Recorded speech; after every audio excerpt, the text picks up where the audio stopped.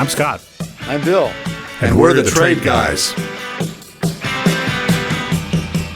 You're listening to The Trade Guys, a podcast produced by CSIS, where we talk about trade in terms that everyone can understand. I'm Alex Kissling, and I'm here with Scott Miller and Bill Reich, the CSIS Trade Guys. Thanks for listening to The Trade Guys. On this week's episode, we have a special guest, Jennifer Safavian, President and CEO of Autos Drive America. We talk about the North American market, the renewable prospects for USMCA, all this and more on this week's The Trade Guys.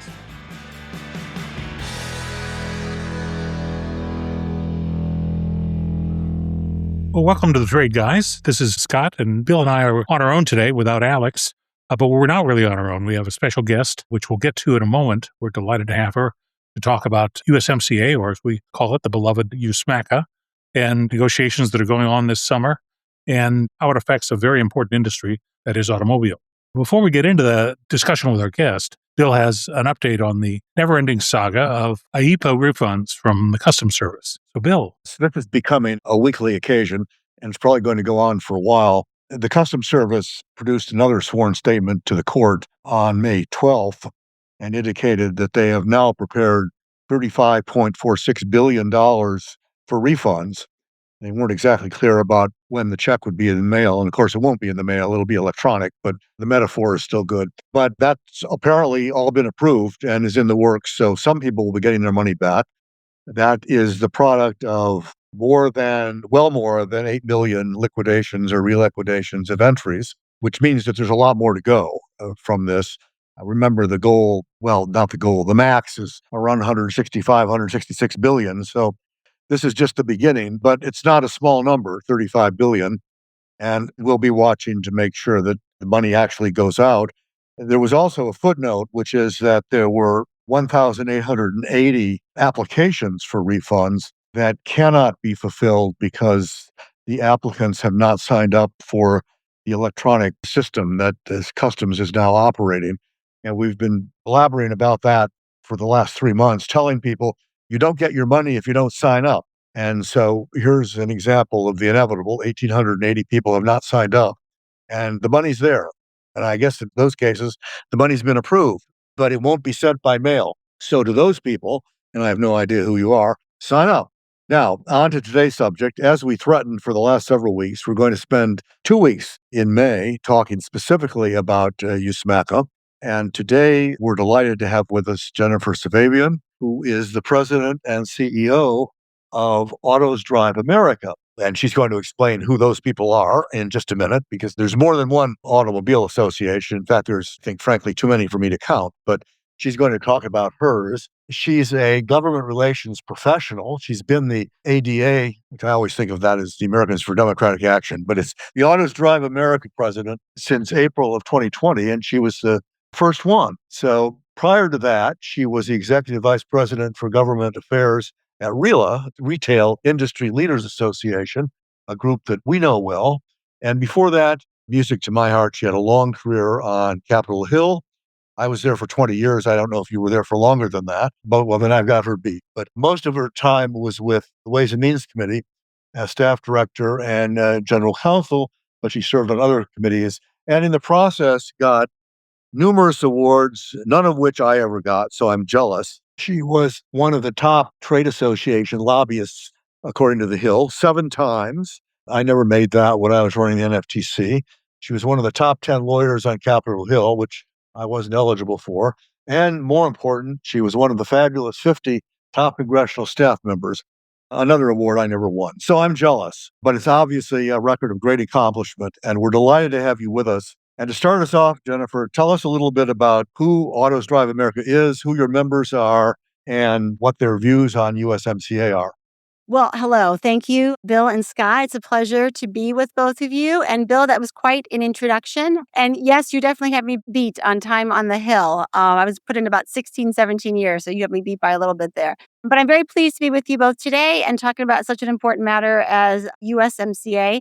So yes, let me start off by telling you a little bit more about Autos Drive America. So we are a trade association here in Washington, D.C., and we represent the international automakers and their operations here in the United States. just the international automakers. Our big focus is trade policy, but also making sure that there's like a level playing field for all automakers here in the US, and making sure that, really that the policymakers here understand the footprint of international automakers here in the US. So that's who I represent, my team and myself, and we're very proud and pleased to do so. And give you a little bit more flavor about international automakers here in the US. Honestly, we like to talk about them as the growth of the US auto market, because they really have been since 2008, really, with the growth of their investments and their production and their workforce. In fact, from 2023 to 2025, they actually outproduced the Detroit automakers here in the US by over 1 million vehicles during that time period, produced over 1 million more vehicles than they did. They've invested $124 billion into their US operations. They produce between 48 and over 48% of all production here in the United States,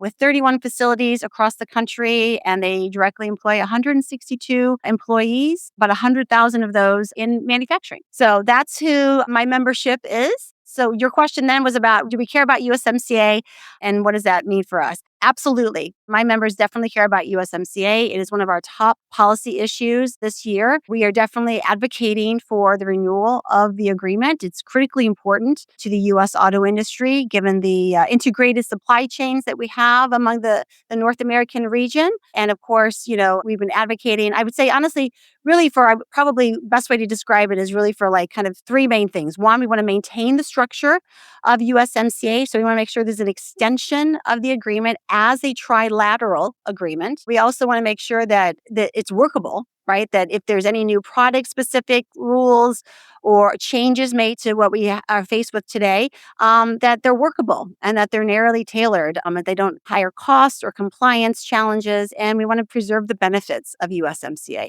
So we want to return to preferential treatment for qualifying goods. Jennifer, we're delighted to have you here because this is a very important industry in the United States. It touches a lot of American consumers, North American consumers, and you faced a lot of pressure over the years. In fact, the most recent revision where NAFTA became USMCA, there were a number of changes to what it took to qualify for the preference. That is, the rules of origin and how they were structured and the complexity of those rules. Now, a couple things have changed since then. One is seems to be an appetite for more change. The second is that the tariff preference for at least autos has increased pretty significantly. At the time of the USMCA negotiations, a 2.5% was the MFN tariff for vehicles that did not meet the rule of origin. But the NAFTA rule of origin, or then USMCA rule of origin, provided a relatively small preference. The preference is bigger now, but what can you tell us about the complexity of the rules and what the expectations are for the next round? Yeah, well, so I would start by saying, just to make sure that everyone understands that, USMCA, I think, includes some of the most complex and most stringent automotive rules ever negotiated in a trade agreement. So you mentioned kind of NAFTA right before, and so where we went from NAFTA to USMCA, significant changes in what was required for the automotive industry in order to have qualifying goods, right, in order to get this duty-free treatment. And really, those rules were kind of stated to kind of make sure that there was an increase in North American content. And they did that in a couple ways. So they created in USMCA a regional value content, right? And they increased the amount from where NAFTA was. So, NAFTA was 62.5%. A percentage of a vehicle's value had it originate from North America. In USMCA, it moved up to 75%. So a significant increase in the regional value content required. Also, each core part under USMCA, it has to independently meet the 75% regional value content. So that was also very significant. Additionally, USMCA included a first of its kind sourcing requirement for metals. So now there's at least 70% of steel and aluminum purchases by value must originate in North America. And for the first time ever seen in a trade agreement, they introduced a labor value content. So 40% of a vehicle's production must be performed by workers earning at least $16 an hour. So some significant changes from NAFTA to where we are today under USMCA. And, honestly, the automotive industry, for those who decided to work to comply with it, invested a lot of money, billions, into trying to meet these increased kind of rules of origin, these stringent rules, in order to get this preferential treatment, which you're right. If the goods qualified, then there was tariff-free. They were able to come into the U.S. tariff-free, and that's not where we are today. Well, it's one of those things that sounds like a lot of our listeners may be saying, hey, I thought there would be no math. There are a lot of details in this thing. Complexity of the rule itself makes it a very large challenge to demonstrate compliance with the rule and demonstrate that you are qualified for preference. What are you hearing from your members about that? Yeah, there's no question. They had to go through, significant processes and trying to comply with these requirements, these that I just mentioned. And I did it kind of high level for you all. There's a lot more detail and intricacy that goes into each of the things that I mentioned. So there's a definitely increased compliance cost that went with that, no question. And, for many of the members, they ended up having to get an alternative staging regime, an ASR is what we called it, right? So they gave them some time needed to actually comply, to meet these rules, right? Because there was such a significant increase in what was required from NAFTA to USMCA.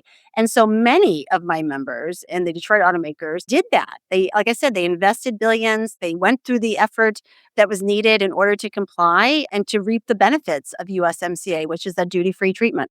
We did a study of this when the agreement was being concluded, so we had no data.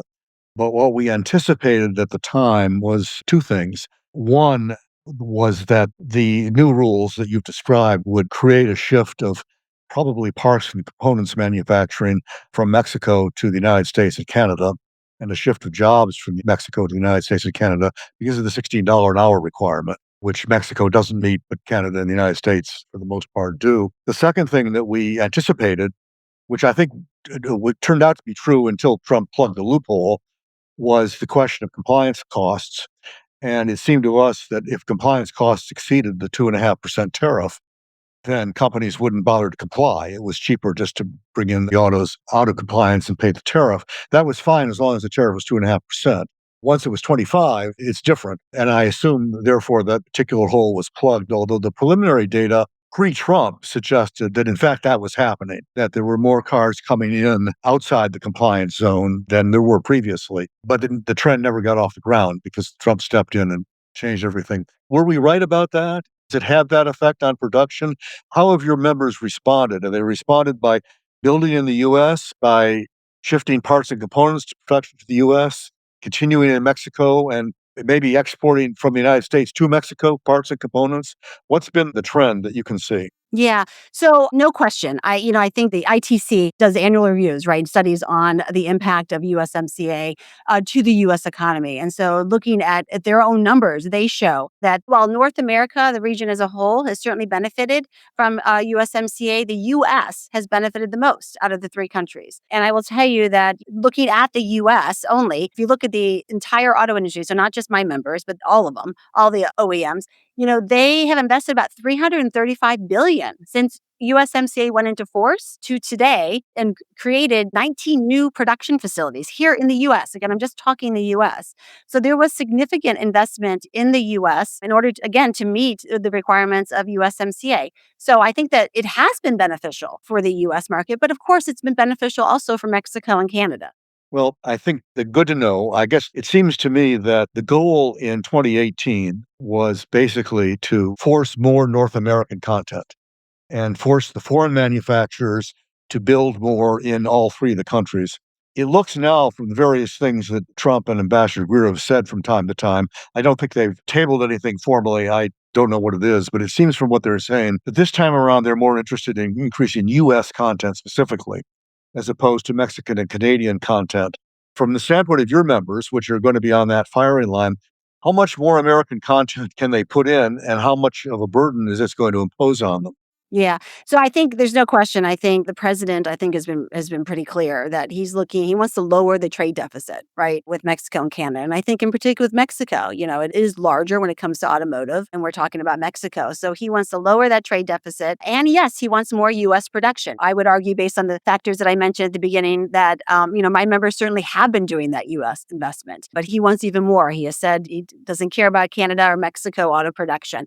But I think it's important for everyone to understand with USMCA, the supply chains are so integrated among the three countries that you can't really just look at one country alone, right? The U.S. auto industry is successful because we have Mexico and Canada helping us with it, right? It's a question of scale of production, right?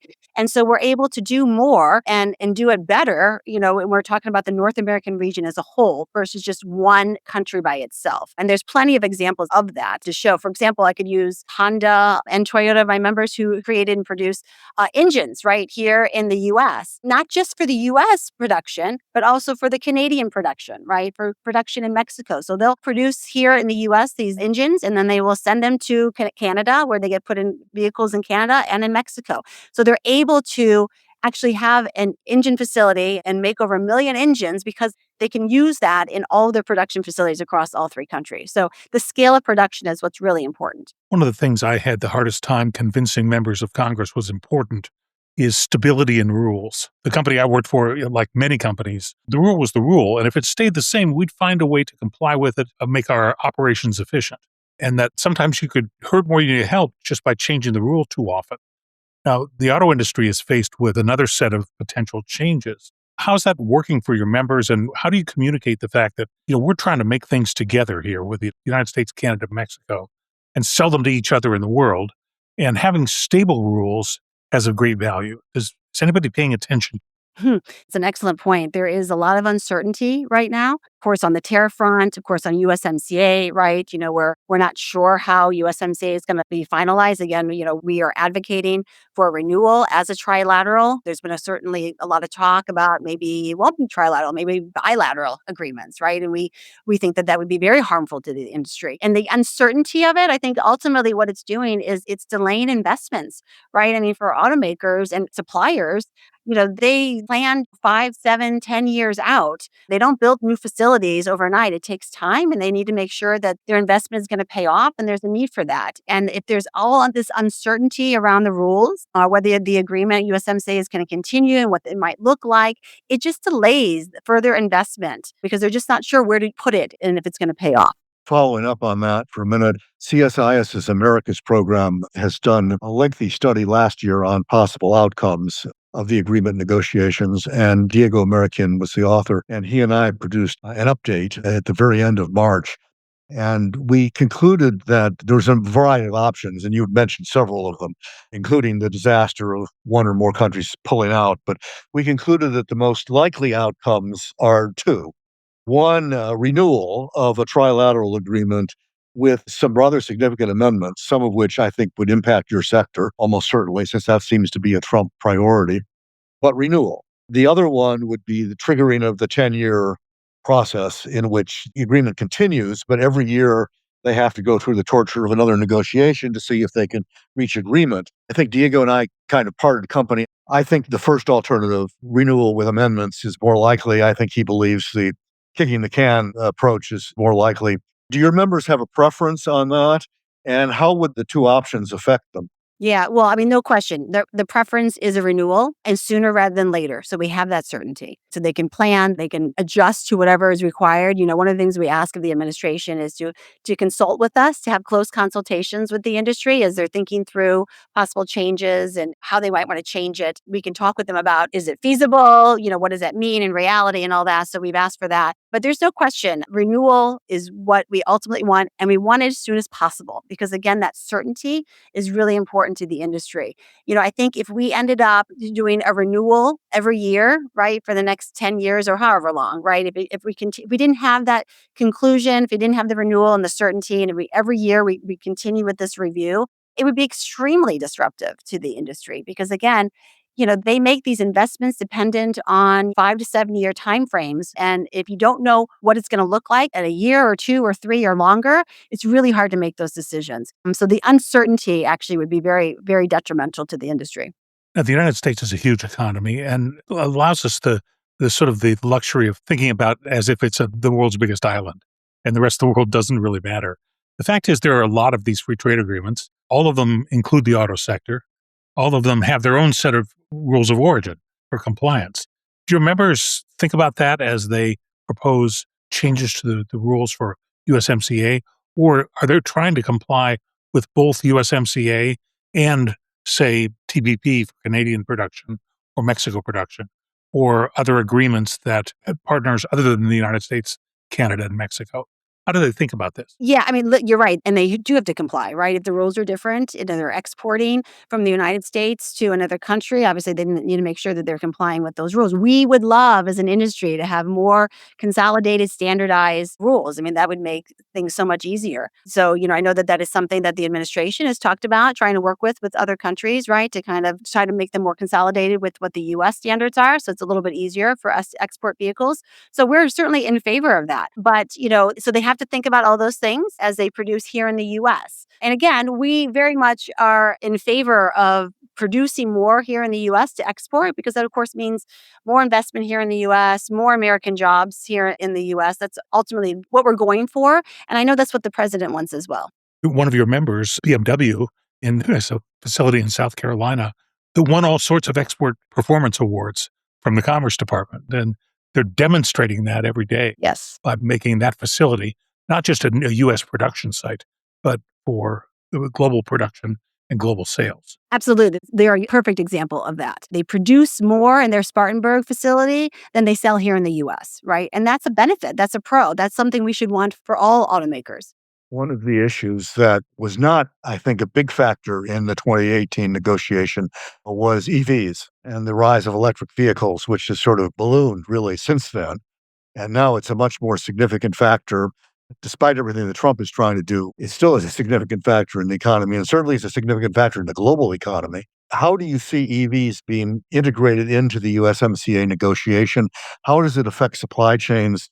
And how are your members dealing with this rather significant change in market preference in a lot of countries, if not in the United States? It is definitely something. I think everyone has seen the different headlines from different automakers, right? It varies by every OEM individually and kind of what their plans were over the last couple of years and then whether they had to change that up or whatever. So it's different for everybody. But yeah, you've seen a lot of changes that have had to happen in the last couple of years because, the US consumer, right, maybe isn't all in yet on electric vehicles. But, we do see some of those numbers, slowly increasing. So we think that there is going to be a market there. But of course, in other countries, there is more of an electric vehicle market. So again, I think the OEMs are, they're obviously producing for the US market, but also looking at their global companies. So they're all looking at other markets as well. So I do think that for this upcoming renewal of USMCA, I think that will be a bigger piece of the review and how they're going to look at it. And maybe they add more, to the core parts, that definition and what have you. We're not exactly sure. They haven't been very clear with us on kind of what they're looking to change or perhaps add to it or increase when it comes to this review that's ongoing right now. Thinking about, tell me if I'm wrong, but it seems to me if you're going to have a percentage content standard for an EV, doesn't everything depend on the battery and the content of the battery? Sure. So if they insist on American batteries or North American batteries, let's be integrated for a moment. If they put in a standard that requires North American batteries, how big a challenge is that going to be for your members? Again, it's going to vary. It really does vary dependent on the OEM. Some are further along in that than others. So it's really going to be a case-by-case instance for each one of them. To take that a step further, there's an effort toward deregulation of the industry here in the U.S. I don't see a similar effort in Europe, where the regulators are still focused on basically net zero goals and large-scale electrification. What if you hear from your members outside of USMCA on the general environment for deregulation versus not? And is the U.S. going to be an outlier, or how would they think about this? Obviously, they work to comply with the regulations that are out there. And, I think we would really prefer, wouldn't be such significant changes, with a change in administration. But obviously, I think they probably felt that some of those regulation standards were too high, right? They were going to be very difficult to meet. And I think Europe is finding that right now. I think there's an effort underway to kind of pull back a little bit on those requirements, right? Because they're seeing the same thing that we're seeing here in the US. So, things are constantly changing just depending on the current, political situation. Again, that goes back to a little bit more certainty overall is always a good thing for this industry.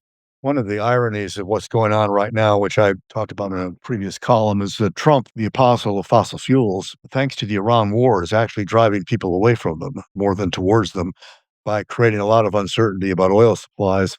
So you may find some of that showing up in increased demand in the United States for EVs, despite the removal of some of the incentives were put up in the Biden administration. Before we stop, I have to ask you about China because it's now a huge element in the automobile sector in all countries, a major exporter, certainly of EVs, but also of internal combustion engine vehicles as well. And watching the news several months ago was when Prime Minister Carney went to China and negotiated some trade deals with China, one of which included allowing 49,000 Chinese EVs into Canada. That produced a negative reaction, to the surprise of nobody, from the U.S. government. How do you see that playing out? Do 49,000 EVs in Canada make any difference? How do your members feel about it? Are they going to sneak across the United States border in some way? Or should we be worried about this? Yeah. So, I mean, yes, there's no question. I think that that was a surprise to a lot of people, right? I mean, because Canada was aligned with the US, right? 100% tariffs on Chinese EVs, right? In coming into the country. And then this deal happened. And I know that there are reasons why the deal happened that I don't need to get into. But yeah, 49,000. If they actually do bring in 49,000, and if they're able to sell 49,000 Chinese EVs, that could be about 20 to 30% of the Canadian EV market. So that is significant. And, I think it could have some longer term impacts on the Canadian auto sector, right? And investments there, they got to make sure that there's a market for them. So I think it's raising a lot of questions even within Canada. But yes, I think that there is concern about, does that open the door? Does it allow these vehicles into the United States? Keep in mind right now, again, the US has 100%, over 100% tariff on Chinese EVs. We've got other regulations out there that with regard to connected vehicles that make it right now very difficult and impossible for Chinese electric vehicles to come into the US market. So right now, there are definitely steps in place to stop that from happening. So, it's something that obviously everyone's watching very closely. I know, given right now with the summit going on over in China, I know that this topic has been raised a lot with regard to the automotive industry. There's been a lot of articles written about it. So it is something that we're keeping a very close eye on. I know it will be a big part of USMCA because the US government certainly doesn't want Mexico or Canada to kind of become a backdoor for Chinese vehicles that come into the US. Jennifer, it's been great talking to you. And if I could offer you the Trade Guy's magic wand for a brief moment, if you could wave this magic wand and get one or two results for your members during the renegotiation, what are the top things? So obviously a renewal, I think, is top one, and maintain it as a trilateral agreement. I think, but also at something that would be extremely helpful and useful to the industry right now is as this renegotiation goes on, and we know it's going to take a little time. I know July 1st is the deadline, but nobody expects it to be completed by July 1st. So as the U.S. government is working with the Mexican government and the Canadian government, and as they're kind of working through a lot of different issues, certainly automotive is not the only thing that they're working on when it comes to the review of USMCA. We as an industry would very much like to see what I'll call like a framework deal, right, with Mexico and Canada, like the government has done with other countries. Because right now you're looking at 25% tariffs still on Mexico and Canada. And we would really like to see those lowered, because that would be very beneficial to the industry. I mean, right now, there certainly, are some carve-outs right now. If you have a vehicle that is compliant with USMCA, you don't get tariffed on the US content of that, and parts that are compliant are not tariffed. But there's still a lot of other pieces, right? Because keep in mind, USMCA was to be a North American agreement. And so to meet those requirements, it was North America, it wasn't US. So it is still having an impact on the industry. So I think we would, as they work through this process, if they could certainly, again, the magic wand, right? If they could kind of, work out a deal with each country and lower that 25% tariff and lower certainly the tariffs on steel and aluminum, that would be fantastic for us. Overall, I will tell you the biggest thing for my members is making sure that, it continues, because USMCA is not only important overall for the industry, but it's also important to provide US consumers with affordable vehicles. And we're able to do that through USMCA. So there's a lot of benefits to the US market to keep this going. So, Scott, do we have a magic wand? This is cool. I didn't know that. We just created it like we do everything else on this show. I like it, though. We'll wave it on your behalf. Please. Bill, go ahead and get the last question. I think we're in good shape. You said something, though, that intrigued me, because I've been sort of assuming that the way the current agreement reads, they're supposed to make a decision on July 1, that either renew or not to renew. And if they don't renew, then this 10-year thing goes into effect. I don't see latitude in there. Now, I suspect if it were July 2nd, 3rd, or 4th, nobody's going to complain.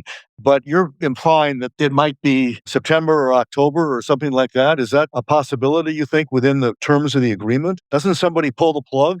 I think what they'll do on July 1st is say they're still talking, right? And no decision's been made. So I think that automatically continues this annual review. But I don't think they wait till next year, right? I think these talks continue. And again, we hope that they find a resolution as quickly as possible so that we don't have to wait till next July 1st to hear from them again that this is an ongoing process. And I do think it will be. Yeah, that's a sort of a new variable that I hadn't thought about. When we talked about this in the past, it seemed to me that from the politics of this dictate renewal. And I think the president's political advisors, not his trade advisors, are going to tell him the worst thing you can do 3 months before an election is torpedo this agreement, because you're going to create massive disruptions in all three economies, maybe bigger ones in the other two, but certainly a big one here. Disruption in the marketplace, even more of the uncertainty that you talked about. Big mistake. That's the reason why I kind of asked the question about if they trigger the 10-year process, because Trump's thinking might be, well, if we just kick the can until 2027, when there's no election, I can get a better deal then because I don't have to worry about the politics of it. But what you really have said is that the uncertainty would be significant even in that situation.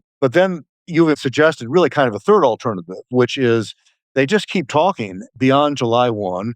And then we have a September or October surprise right before the election where Trump can say, I've done it again. I've created this wonderful deal, and there won't be time to actually study it to figure out if it's any good or not. And there will be a huge victory for him. So that seems to be, in your mind, is one of the possibilities here. Yes? Well, I mean, who knows when, right? I mean, again, we're urging for this to be resolved as soon as possible. But yes, it could go through this year. It could be early next year. I mean, it is impossible to know. But I do believe that they will continue talking with both countries. You know, they've got a bunch of things that they're working on that are even outside USMCA. And I think that they're using USMCA as a way to also continue with those other factors as well. So it's impossible to know when. Again, we are advocating that be done as soon as possible. And I would say, we're not doing this alone. With the entire U.S. auto industry, so we're working closely with the Detroit automakers, the suppliers, the dealers, right? We are all united on this front that we want USMCA to be renewed as a trilateral agreement. And we want to return to preferential treatment when it does get renewed. So that is the goal of all of us.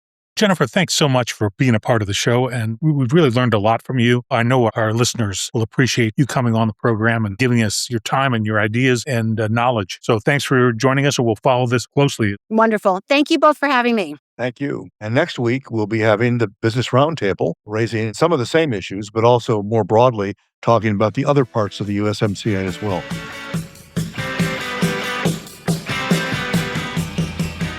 You've been listening to The Trade Guys, a CSIS podcast.